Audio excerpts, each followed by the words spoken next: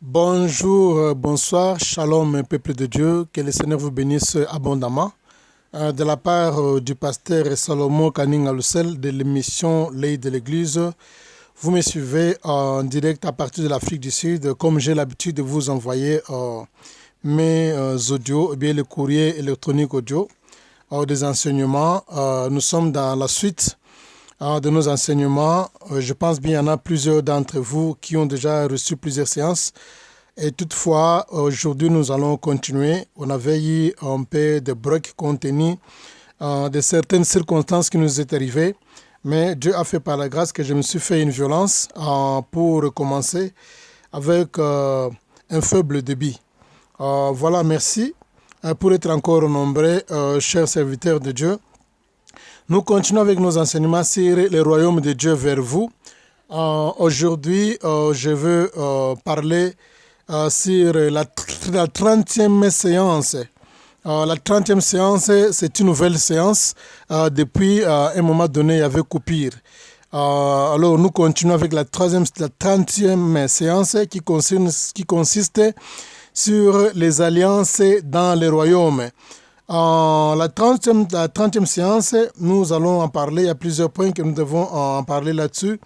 Alors, pour ceux qui n'ont pas eu la chance d'avoir la première séance sur les enseignements des royaumes de Dieu vers nous, vous pouvez toutefois me contacter. Je peux vous envoyer ça par WhatsApp, encore par Messenger Facebook, sur mon numéro, plus 27 72 411 64 35. C'est mon numéro de WhatsApp. Si vous n'avez pas eu cette occasion d'avoir la première séance, jusqu'à la 28e séance, vous pouvez toutefois me contacter.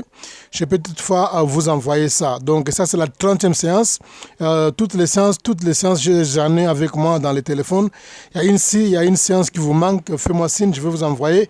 Je pense qu'il y a plusieurs personnes qui vont recevoir seulement la 29e séance et la 30e séance. Ils n'ont pas d'autres séances. Et sans oublier que nous avons aussi notre enseignement sur le leadership qui est plus de 23 séances. J'en ai aussi avec moi qui est aussi disponible dans YouTube. Vous pouvez aller dans YouTube. Quand vous cliquez Pasteur Salomon en leadership, les enseignements de leadership, vous allez voir ça là-bas. Bien sûr aussi ces enseignements sur le royaume de Dieu vers nous. Après le lockdown ou encore le confinement, je vais faire un effort pour que ce soit aussi disponible à travers YouTube dans ma chaîne L'œil de l'Église. Soyez bénis. Aujourd'hui, nous allons continuer sur le royaume de Dieu vers nous, la 30e séance, comme je l'avais signalé, et nous parlons sur les alliances dans un royaume. Alors, nous continuons avec les alliances dans un royaume. Avant toutefois que nous puissions continuer avec les alliances dans un royaume, je voudrais que nous puissions lire Hébreux chapitre 8, le verset 7 au verset 10. Hébreux chapitre 8, le verset 7 au verset 10. La Bible dit ceci. En effet, si la première alliance avait été sans défaut, il n'aurait pas été question de la remplacer par une autre, ou bien par une seconde. 8 dit ceci. Car c'est avec l'expression d'un blâme que le Seigneur dit à Israël, « Voici les jours viennent, dit le Seigneur, où je ferai avec la maison d'Israël et la maison de Juda une nouvelle alliance. » 9. Non comme l'alliance que j'ai traitée avec leur père les jours où je les ai saisis par la main. Voilà l'expression. 9 dit les jours où je les ai saisis par la main. C'est une expression qui montre que non, quand par exemple un petit marche avec un grand et le grand les saisit par la main pour la marche, c'est-à-dire il est sous la protection d'un grand, c'est-à-dire sa destination est déterminée par le grand qui le tient par la main, parce que tout adversaire qui va observer le petit, il va voir aussi la grandeur du grand qu'il a saisi par la main pour s'assurer que non, il est déjà full protégé. Il a l'assurance à l'arrivée à la destinée. Dieu a utilisé l'expression les jours où je l'ai saisi par la main pour le faire sortir du pays de l'Égypte, car ils n'ont pas persévéré dans mon alliance. Voilà.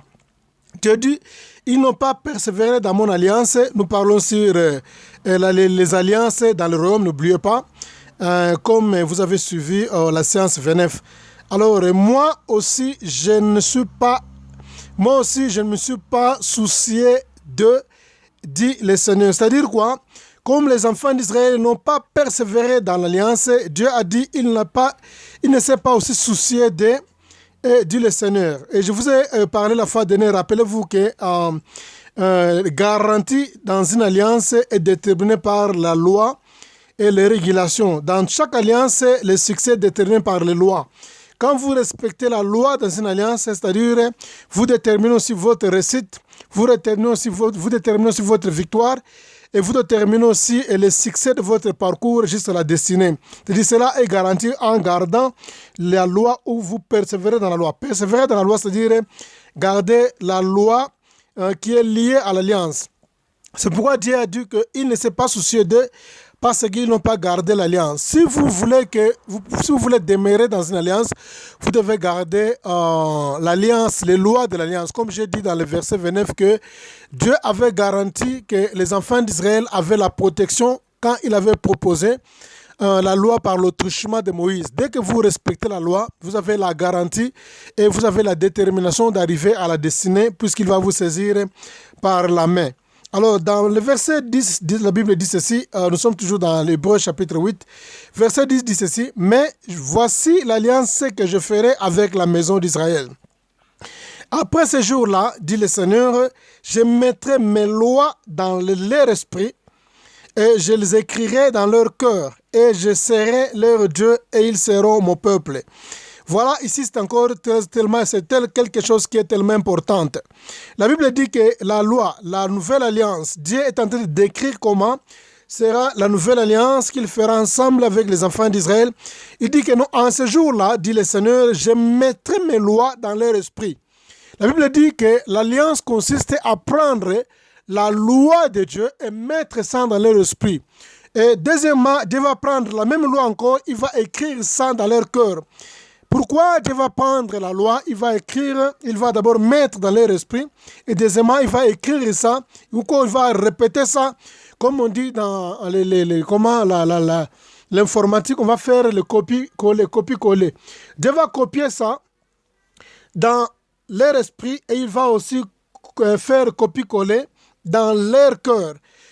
Pourquoi ça? Puisque dans la première alliance, Dieu avait écrit sa loi sur les tables de pierre. Et la Bible dit que le peuple était resté incrédule. Pourquoi? Puisque à chaque fois il y avait une réunion dans la tente d'assignation, Moïse devrait répéter cette loi-là aux enfants d'Israël, puisque la loi n'était pas dans leur cœur ni dans leur esprit, mais c'était sur les tables de pierre. C'est pourquoi ils sont restés incrédules. Alors Dieu maintenant veut faire une nouvelle alliance. Dans la nouvelle alliance, le Seigneur veut faire quoi? Il va consiste à prendre maintenant les mêmes loi qui était gravée sur les pierres. Dieu va prendre cela, il va graver ça, il va maintenant faire quoi? Il va écrire ça, il va mettre ça dans leur esprit et il va encore les écrire dans leur cœur.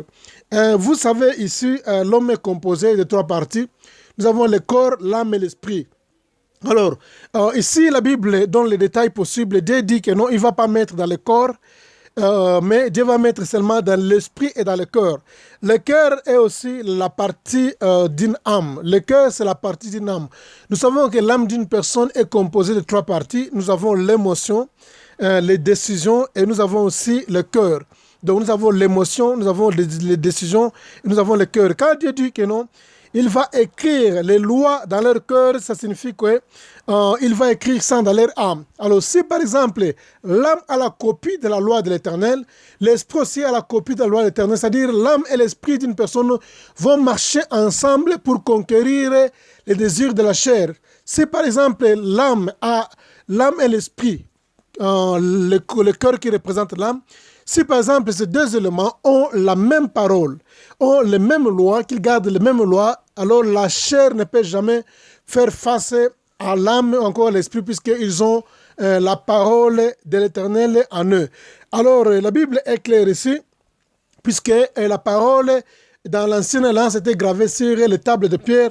La Bible dit que le peuple était resté incrédule parce que Moïse avait le devoir de répéter ça chaque fois quand il y avait la réunion. Il devait répéter ça devant la tente d'assignation, les lois de l'Éternel et les ordonnances de l'Éternel puisque le peuple de Dieu était incrédule, ce n'était pas gravé dans leur cœur, ce n'était pas gravé dans leur esprit. Mais avec la nouvelle alliance, le Seigneur veut prendre cette table de pierre, ça, il va écrire ça dans leur esprit et dans leur cœur, le cœur qui représente l'âme d'une personne. Alors, et sans plus tarder, il y a un élément important que nous voulons souligner ici. Quand vous faites l'alliance avec une nation, avec un royaume, vous devez faire une marche ensemble. On ne peut pas faire l'alliance avec, par exemple, un royaume sans pour autant avoir une marche ensemble. Si aujourd'hui les États-Unis et la Grande-Bretagne, ils ont par exemple une alliance, c'est-à-dire ils font une marche d'ensemble. C'est-à-dire la marche d'ensemble, c'est quoi? Il y a des lois, on donne des lois. Maintenant, ils doivent respecter cette loi-là. C'est ça l'expression de faire une marche ensemble, c'est-à-dire quoi? Avoir presque les mêmes lois. La loi qui garantit la réussite d'une alliance. La réussite d'une alliance est déterminée par les lois et les régulations, encore les ordonnances.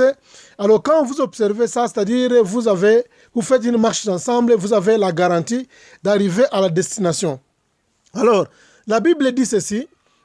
S'il faut prendre par exemple l'exemple de Jonathan et l'exemple de David qui ont fait l'alliance dans la Bible. C'est-à-dire, quand on parle de l'alliance, c'est-à-dire toute chose qui m'arrive doit aussi t'affecter. Mais toute chose qui doit t'arriver doit aussi m'affecter. C'est ça qu'on appelle l'alliance. C'est-à-dire quoi? Si je suis dans la défaite, vous êtes aussi affecté par ma défaite. Si je suis dans la détresse, vous êtes aussi affecté dans la même détresse. Si je suis dans les problèmes, dans la guerre, dans une situation ou une circonstance, étant donné que nous sommes dans une même alliance, nous sommes affectés par les mêmes problèmes. Et par exemple, aussi longtemps nous faisons une marche d'ensemble, je ne peux jamais accepter que l'autrui soit affecté parce que nous sommes dans l'alliance. S'il est dans une bataille, moi aussi, je suis engagé dans la même bataille puisque nous sommes dans une alliance. Raison pour laquelle Jonathan a fait l'alliance avec David, mais il n'a pas marché avec David ensemble. Qu'est-ce qui a poussé Jonathan à mourir? Il était tellement jeune, il est mort très tôt, trop jeune. Il était un prince, puisqu'il a fait l'alliance avec David, mais il n'a pas marché avec David. Il continuait à marcher avec son père, que Dieu avait brisé l'alliance, et son père marchait dans l'insécurité et dans une mort permanente. Alors, comme il avait signé l'alliance avec David, Jonathan était censé de faire une marche ensemble avec David.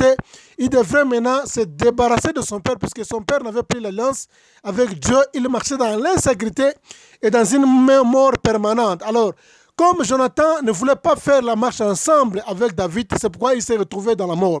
C'est ça les conséquences d'une personne qui est dans une alliance, mais il ne veut pas marcher dans l'alliance avec la personne à qui il a signé l'alliance.